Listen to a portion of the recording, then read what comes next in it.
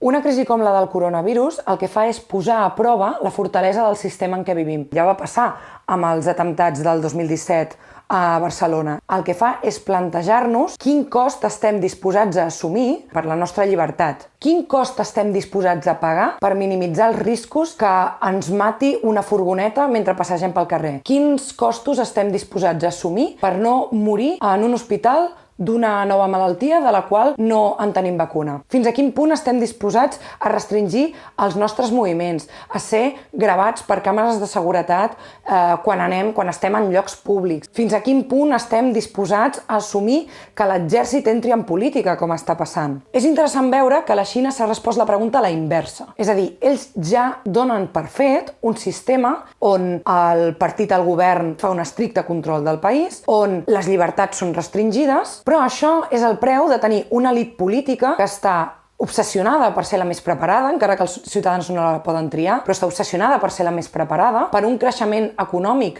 molt superior al dels països occidentals i per la construcció d'un estat del benestar que a les democràcies occidentals els hi ha costat moltes dècades construir. Europa en això fa anys que no té un perfil propi respecte de la Xina, respecte dels Estats Units, respecte de Rússia. Els costos que està assumint Europa per mantenir el seu sistema són molt similars als de la Xina, amb una elit política que es perpetua al poder i unes llibertats que cada vegada les veiem més restringides i ara és el màxim paradigma, sense obtenir cap dels beneficis amb què la Xina justifica el seu sistema. Per tant, aquest moment marcarà un abans i un després en el futur de les democràcies occidentals, perquè si no estan a prova ni d'atemptats terroristes, ni de crisis econòmiques, ni de creixement econòmic, ni de lluita contra una pandèmia com aquesta, realment l'ordre polític mundial acabarà balancejant-se cap als règims que millor serveixen als ciutadans.